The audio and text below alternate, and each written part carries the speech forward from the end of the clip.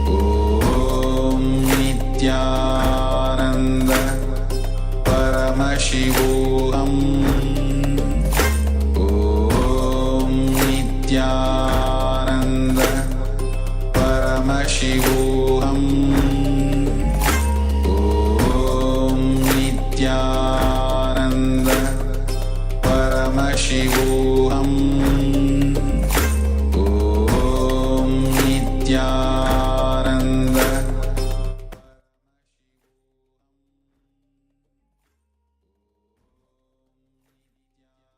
Yes. I hope all the participants now have written down. Let's move on to the next step. Let's see what does Swamiji has to give for all of us. Here we're going to have that exercise where authenticity is a powerful cognitions about everything. Okay, so we're going to listen directly from the Supreme Pontiff of Hinduism, directly revealing about this sacred secrets. So let's see what does Swamiji wants to tell to all of us. The software with which you are operating,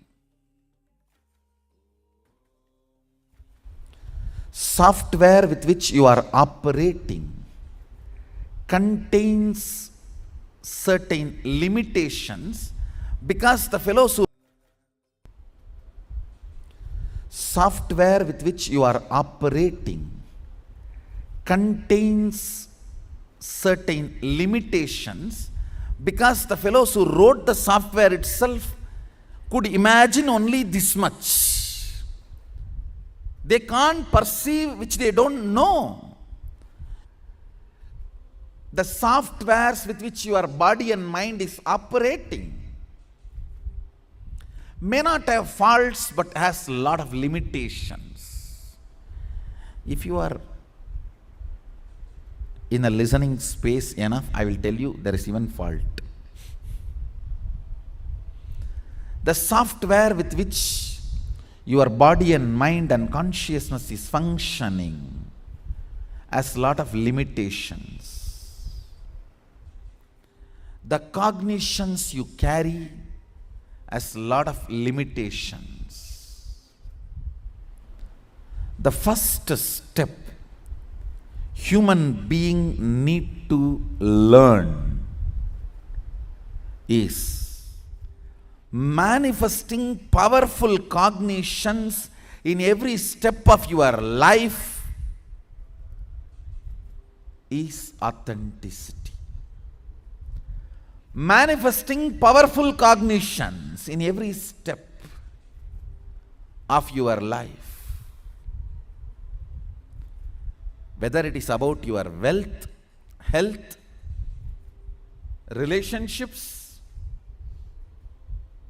energy, intelligence, anything you have in your life, manifesting powerful cognitions about it. For example, you can look at your life and say, wow, so many years I managed so many problems, then I can be really through my whole life. If I can manage this much, why not anything further? This is powerful cognition. Or you can also manifest, I am already tired, feeling heavy. What am I going to do if something more comes tomorrow, day after tomorrow? You can manifest that cognition also. Going on manifesting powerful cognitions about everything is authenticity.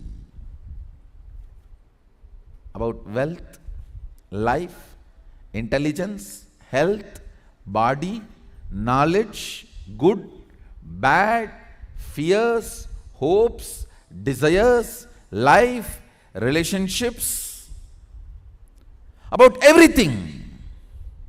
Master is a message from cosmos, software update available.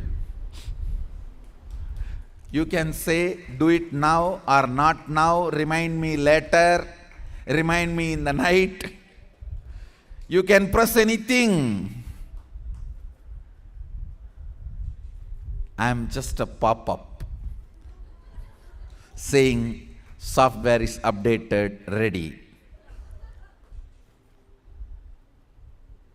Ability to go on manifesting powerful cognitions about your money. I made so much. Only the first rupee is difficult. You see, first crore you have to make it with your blood. The first crore will make the second crore just using your sweat. And the second crore will make the third crore. You don't even have to give your blood or sweat, just spit.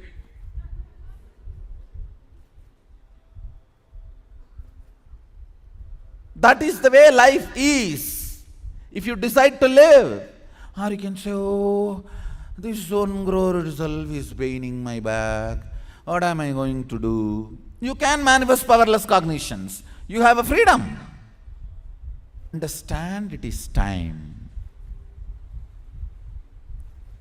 You do realize that the software with which you are operating has some faults and limits.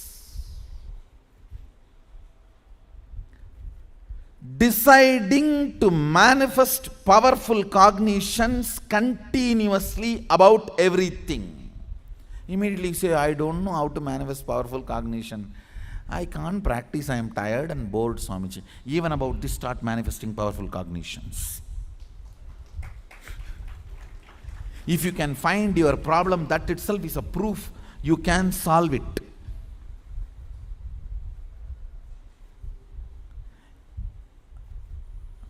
Among the billions, it is only few thousands are awakened to this truth.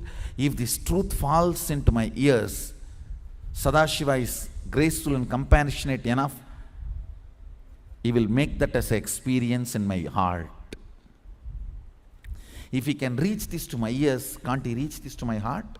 If he is reaching to my ears, he is going to reach it to my heart.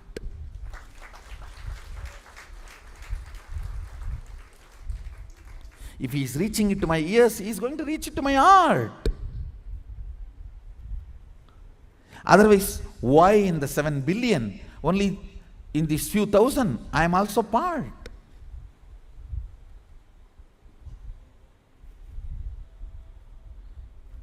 You might have been here due to various reasons. Maybe your girlfriend pushed you,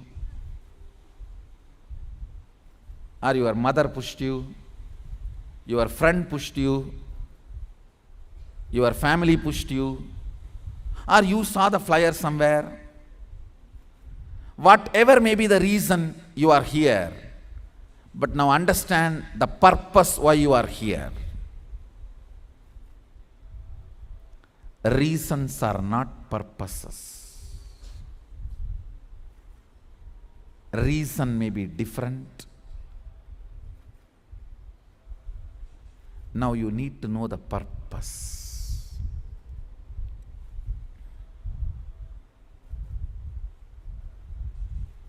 Purpose is to start manifesting powerful cognitions about life, about everything in which you are stuck.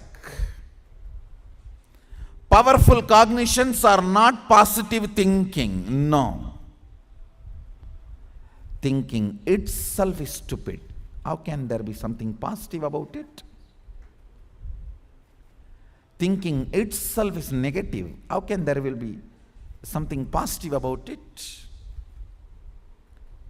Powerful cognition means consciousness, breaking the limits of body-mind. Positive thinking means you have to logically practice it. Practice is 4-letter word in our Sangha. No. Practice means your logic trying to take over your depth. Cognitive shift means your depth dictating to your logic.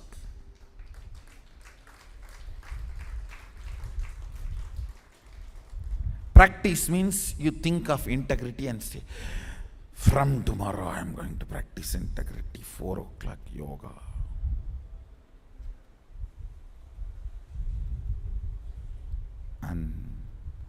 3:57, the alarm clock gets a big bang, dung! And then you curse everyone in the planet Earth. Who made the alarm? Who brought it to your bed? Who asked you to wake up? Everyone gets their share of curse. And then you don't know what happened. When you are again awake, it's already 8:30. This is what is practice. Stupids practice. The stupids gurus teach practices. Mysore Road does not teach practice, it teaches cognitive shift.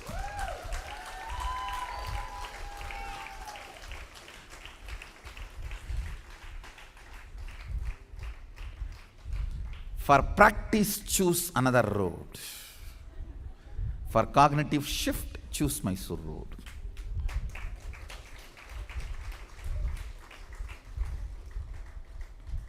I am not interested in teaching you any practice, no. I am interested in teaching you cognitive shift. Depth, your depth, your depth.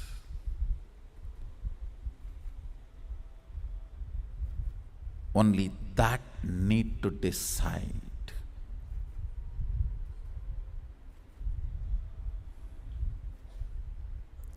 All practices are so-called teachers trying to cover their ignorance, their inability to give you solution. They may be super capable in analyzing your problem. That does not mean they can give you solutions. Like psychiatry, psychoanalysis. They have amazing technical terms. If you go to a psychoanalyst or psychiatric psychoanalyst and all that, in 1 year you will become a doctor. You know all technical terms of analyzing your problem. Conscious, subconscious, unconscious, supraconscious. You can take sessions and lessons and classes, but you don't know the solution. Because even your doctor doesn't know. Ability to analyze problem does not mean they have a solution. Diagnostic centers are different, hospitals are different, surgery theaters are different, capacity to do surgery is different. Understand? The first fundamental principle I wanted you to understand now. Go on manifesting powerful cognitions about everything in which you are stuck in your life.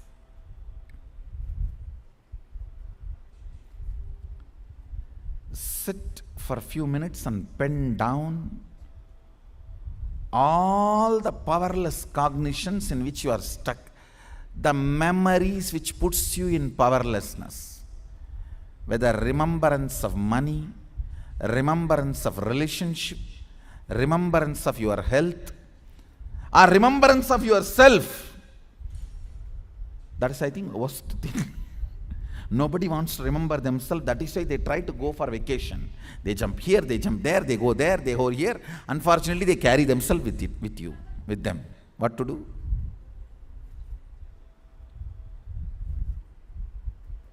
How much you will put the camera all the time outside? How? What a beautiful destination, vacation place. But inside it is saying, no, I am not interested. Whatever remembrance or thought currents puts you in powerlessness, pen down.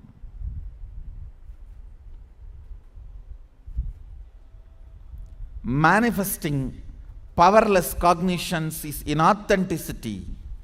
Manifesting powerful cognitions is authenticity.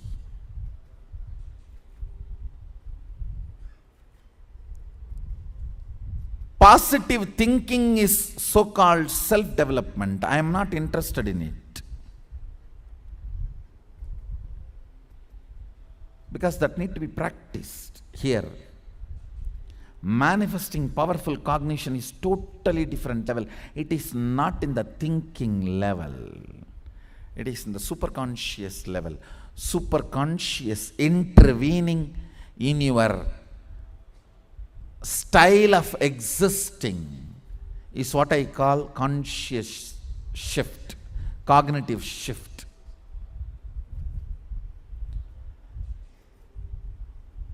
Your intelligence intervening in the style of your thinking is positive thinking. Your superconsciousness intervening in the style of your existence is cognitive shift. It's different level. If I have to give you more precise difference, in positive thinking you need to practice, in cognitive shift you just need to declare. In positive thinking, you don't need initiation, Shaktipada. In cognitive shift, Shaktipada starts the whole thing. In positive thinking, there is always negative thinking. The superconscious breakthrough, there is no negative superconscious breakthrough. In positive thinking, it is trial and error. It is in the superconscious breakthrough, the cognitive shift, it is trial and success.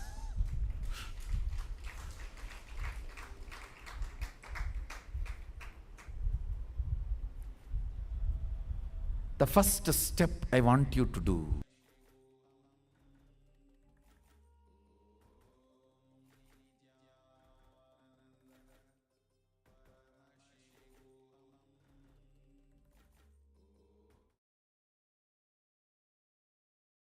Yes.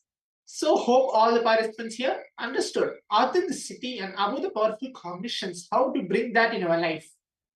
So before we move on to the next session, let's all learn and come to the essence of what we understood as authenticity. How many of us understood what is actually authenticity? Please go ahead and actually share before we want to move on to the next session, where Swamiji is going to speak on power of living, power of thinking. How you're going to think and how you're going to allow ourselves into the space of oneness. So that'll be the next session. Before that, let's prepare ourselves to see how to live in our peak possibility.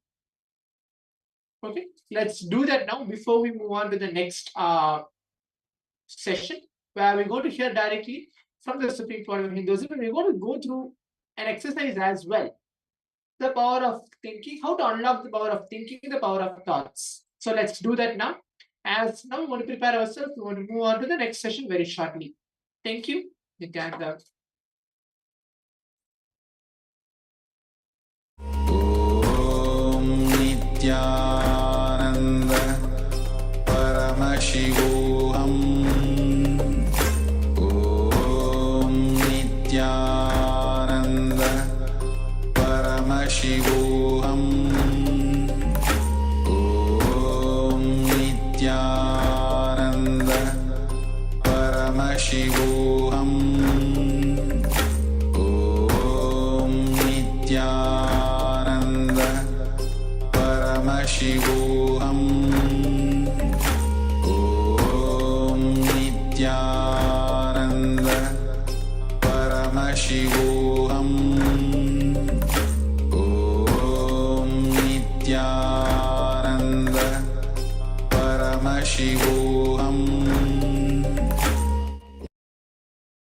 Nithyanandam Paramasukadam Kevalam Jnanamurtim Dvandvaditam Gahana Sadrisham Tattvamasyanhilakshyam Ekam Nityam Vimalamachalam Sarvadi Sakshi Bhutam Bhavatitam Trigunarahitam Sadgurum Tam Namami.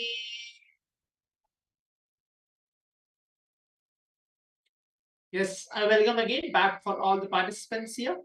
We're going to go through the next very interesting session, unlocking the power of thinking. So what is exactly and how to unlock the power of thinking? Swamiji, the Supreme Pontiff of Hinduism, very beautifully tells tune your thinking to your peak possibility, because the whole session with which we are learning today is about authenticity. Okay, so the power of thinking is the power to train and tune your thinking to its highest potential. All the participants are able to get. If any of the participants are still not able to understand or able to not flow through what is being taught, please leave the message on the Zoom chat. Okay. Nitya Guru Prasadini, please turn on your camera. Iron Mushroom, Candia Kwang, please turn on your cameras. Thank you.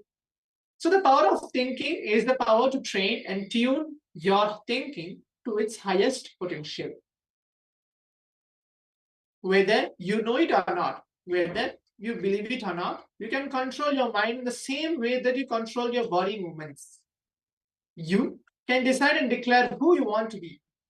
It is possible to train your mind and encourage only the thoughts that are alignment with your highest possibility, discouraging and completing with the disempowering ideas. When you unlock the power of thinking, you'll be able to spontaneously focus your thoughts to achieve your highest potential. Constantly functioning at your peak possibility is what Swamiji calls as authenticity. Authenticity is the key that unlocks the power of thinking. How many identities do you have? You don't have just one identity, as you imagine. You have 4 identities at all times. You carry 4 identities or dimensions together. That is what we call as inner image, outer image, others image, life image. Okay. The first of these 4 identities is Mamakara, or we call as inner image. It is the inner image and experience you carry about yourself. Example, I am healthy, I am ugly, I am intelligent, I cannot tolerate hard work, I love people, etc. You carry many such inner ideas about yourself. Unfortunately, the idea you carry about you is always less than what you project yourself to be for others. The second identity is Ahankara, or outer image. It is how you project yourself to others. You may try to project yourself as a powerful, talented, honest, helpful, or whatever. Unfortunately, what you project is always far more than what you believe yourself to be. The image or expectation that others have about you is a third identity, which we call as others' image. This is called Anyakara, or others' image about you. How others perceive you may be different from how you project yourself to them, because people create their opinion about you from the subtle signals you give them rather than what you openly project. Human beings are intelligent enough to catch even what you don't say, or especially what you don't say. The fourth image is what we call as life image. It's a very subtle image because it is not directly related to you. It is called Swanyakara, or life image. Life image is what you experience life to be for you. For example, you may feel life is lonely, or life is complicated, or life is fair, or life is scary, or life is always showering me with everything I need. Please understand, this is also your identity, because it defines the exact experience you'll be receiving from the people and situations in your life. Authenticity means living at your peak in each of these dimensions. A thought pattern is a predefined way of responding to any situation based on powerful past experience, like future, like failure, rejection, being punished, being subjected to abuse, or witnessing the death of your loved one. During such moments of crisis, you create an idea about yourself and life, like I am weak, or I am failure, or nobody loves me, or life is dangerous, so I have to be very careful. Almost all true thought patterns are negative, even the ones which may lead to success in your life, because they are born out of your feeling of powerlessness. So let's take like maybe 2 minutes to go through this whole concept, this whole exercise. How or do you do you go through any of these situations? How Swamiji is telling, a thought pattern is a predefined way of responding to any situations based on powerful past experience, like a failure.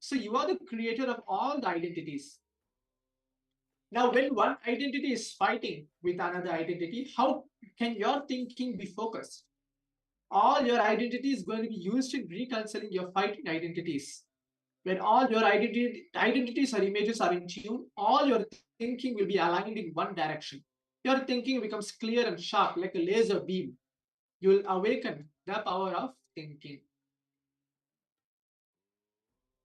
Now the next exercise which we are going to do, how does authenticity unlock the power of thinking? Your thinking goes hand in hand with the way you want to build yourself. These four parts of your thinking need to be completely purified. Look inside and identify these images that you carry about yourself. You can then rewrite what you feel will be the peak possibility, the best qualities you can possess of these four images. Let your thinking be always aligned to your peak inner image, peak outer image, peak others image, peak life image. Usually, your inner image will be much lower than the identity you project outside to others. But understand this very important truth. If you can project a higher identity to others, it means that the higher identity is already there in your visualization space, in your thinking space. And whatever you think as yourself, you already have the capacity to make that into reality. Now let's do the exercise for the next few minutes. Make two different columns in your workbook titled inner image and outer image. In the first column, make a list of all your top inner images, belief about yourself. Example, I am weak, I am friendly, I am unlucky, etc. In the second column, write the corresponding outer image that you project to others. For example, you may project yourself to be strong, friendly, lucky, and so on. So let's do this for the next few minutes before we move on to the next exercise. Hope all the participants are able to get on this exercise, aligning your inner image and outer image. If you're able to understand, please raise your hands on the Zoom chat. Anupama Menon with the group Prasadini, and then Lee Yun, Zhenjiao. If you're able to understand, you can raise your hand, or you can leave your message on the Zoom chat telling this exercise I'm able to understand. Yes, good. So please take your book and make a column, two different columns, titling inner image and outer image. So now we understood what is inner image and what is outer image. Inner image is what we think, what we perceive about ourselves. It can be positively, it can be negatively. Outer image is what you think about others, how you perceive others. So the first column of your book, you're going to write top 10 inner image, the beliefs you have about yourself. How Swami is giving here an example. I am weak, I am friendly, I am unlucky, etc. In the second column, second part, you're going to write the corresponding outer image that you project to others. For example, you may project yourself to be strong, friendly, lucky, etc. So let's do this before we move on to the next step.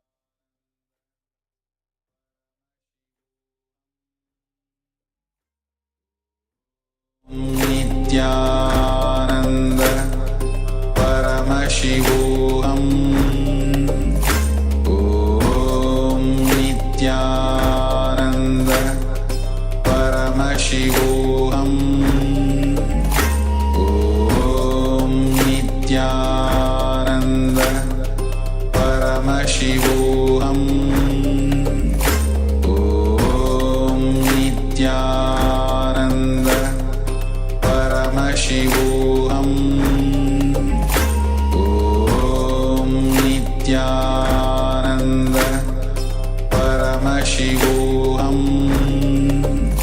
Om Nithyananda Paramashivoham Om Nithyananda Paramashivoham Om Nithyananda Paramashivoham Om Nithyananda Paramashivoham Om Nithyananda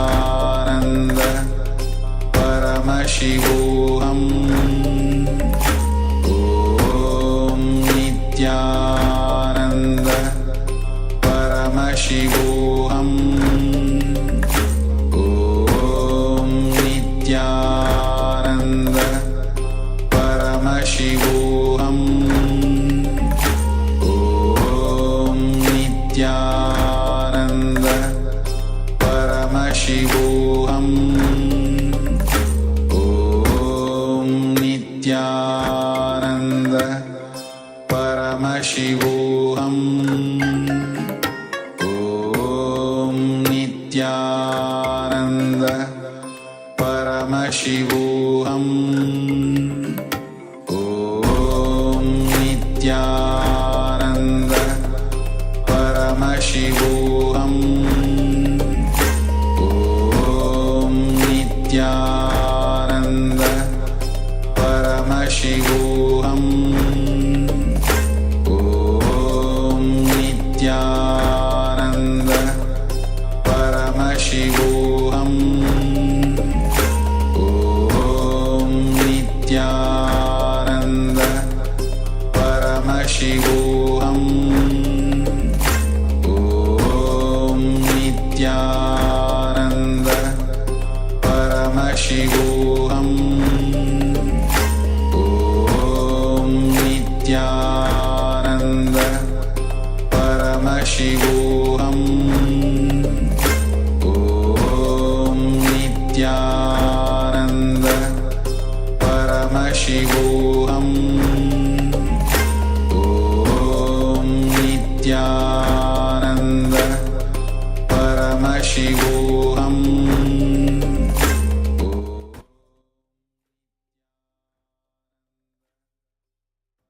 So now let's move on to the next step.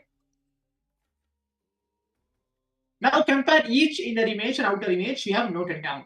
Whether there is a conflict, start tuning your inner image and outer image, what you perceive as you, what you project as you to others, but always choosing the higher ideas. For example, wherever your outer image is higher than your inner image, decide to tune your inner image to your outer image. Don't reduce what you project yourself to be for others. Increase what you perceive about yourself. So start penning this down, comparing what you have written. Hope all the participants have written. If you have written, please leave the message telling, yes, I have written. Or if you need more time, please tell as well that you need more time to pen down your inner image and outer image. So is all the participants are able to understand till now? And are you following the whole exercise? If it's yes, please leave the message. If you need any time or if you need any clarification, please ask the acharyas as well.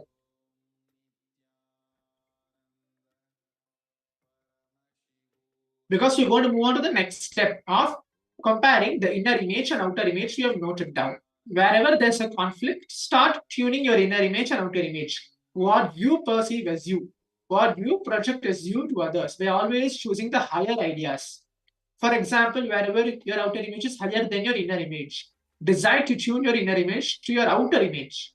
Don't reduce what you project yourself to be for others, increasing what you perceive yourself to be for you. Let's do that now.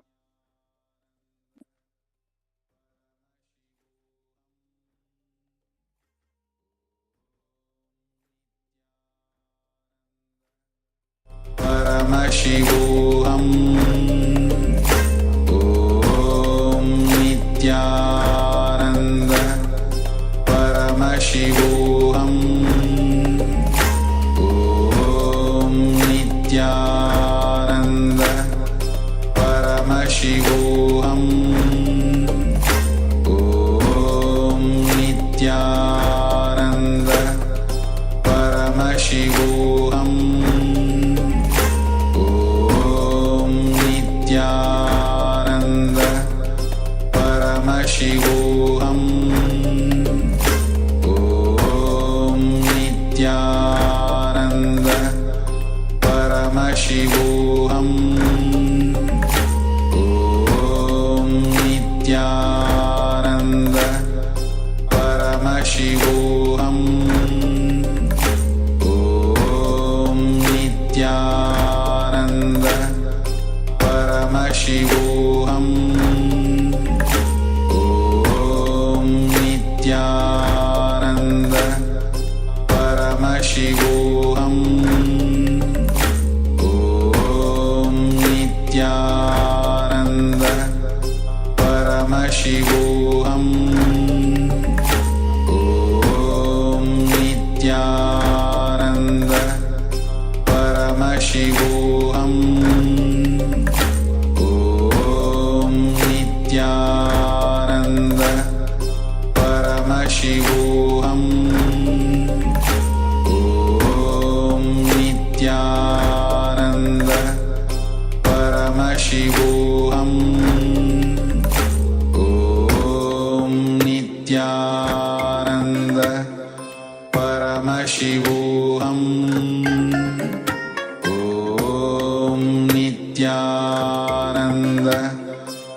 Paramashivoham.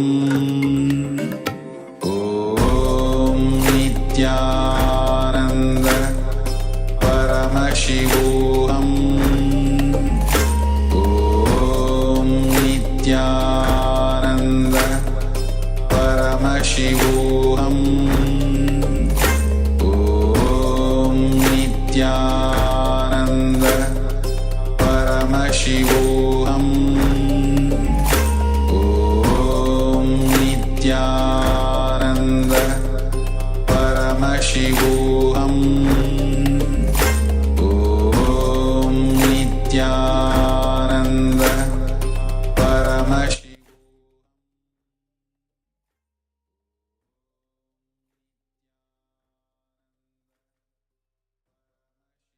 Now, let's move on to the next step of the exercise.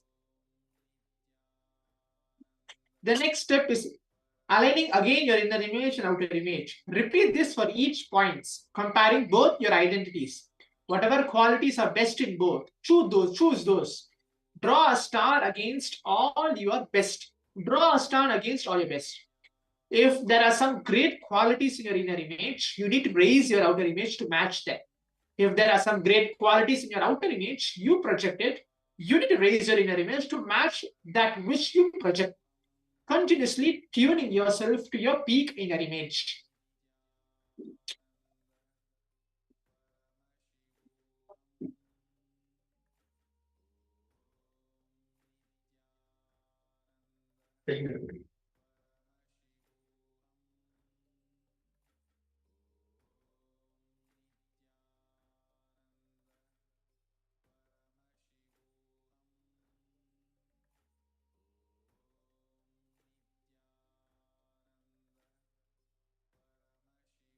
The next is authenticity. Bring your authenticity to your thinking. Authenticity in thinking has 2 steps. First, find out what you really want in your life by sincerely contemplating on what you want your 4 dimensions to be. Make a list of your best inner image, outer image, others image, and life image, and place it by your bedside, your office desk, or any place where you can see it as soon as you wake up in all day. Yes? So let's do that now before we move on to the next step.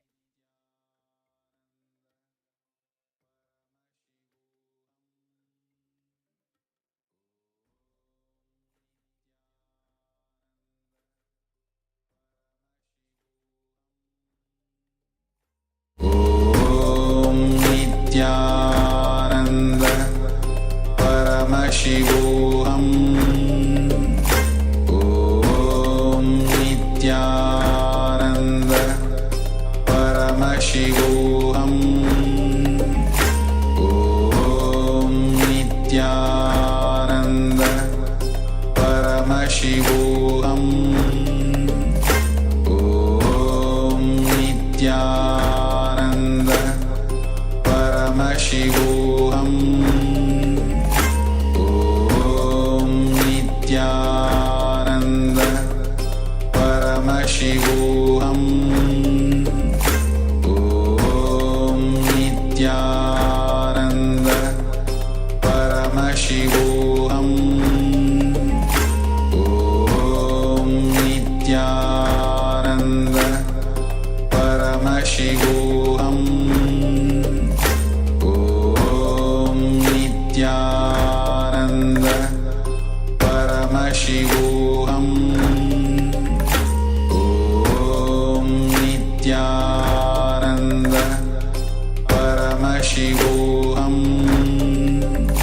Om Nithyananda Paramashivoham. Om Nithyananda Paramashivoham. Om Nithyananda Paramashivoham.